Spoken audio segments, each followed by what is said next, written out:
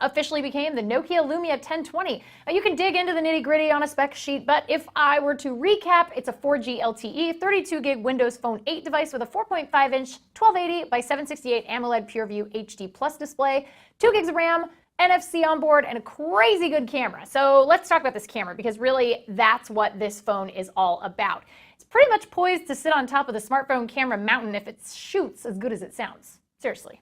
The camera has a whopping 41 megapixel sensor with Zeiss lenses, a nice large f-stop 2.2 aperture, and second-gen optical image stabilization.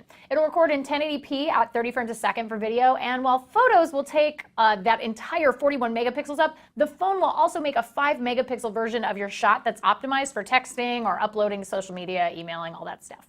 So software-wise, Nokia is upping the ante on manual controls, which is something I appreciate as someone who loves video and photography on my smartphone. So they're giving you the option to manually control flash, focus, ISO, shutter speed, white balancing, and exposure while using their Pro Camera app. So that's not a huge deal to basic smartphone users who just like to point and shoot, but it is a nice feature set for people who like having a little bit more control over the pictures they're taking.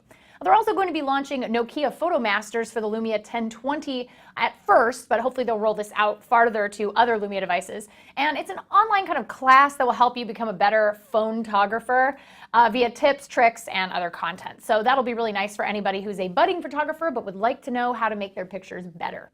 And it's a little bit of a bummer that the Lumia 1020 doesn't have expandable storage, especially with that 41 megapixel camera, but Nokia and AT&T are trying to mitigate that with their AT&T Cloud Storage Locker service.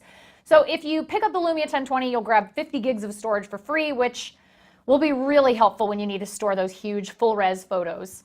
And as for accessories, Nokia is including a leather wrist strap with the phone, and we're guessing that's probably because it's going to be a little bit heavy carrying around all of that camera technology. Plus, you don't want to drop it.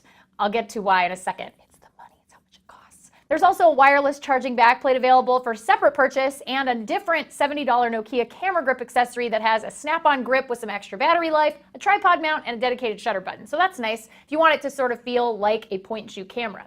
And it looks like we're going to see the 1020 here in the States as an AT&T exclusive for $299 subsidized on contract later this month, which I know seems a little bit pricey, especially considering that you can get an HTC One on T-Mobile for $99. But I guess if you're replacing a point and shoot in that price range and also obviously combining it with a smartphone, it's not really a painful idea or a huge stretch.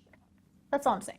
It'll be available in matte white, black, and what I'm calling, oh my God, my eyes yellow. It's so bright.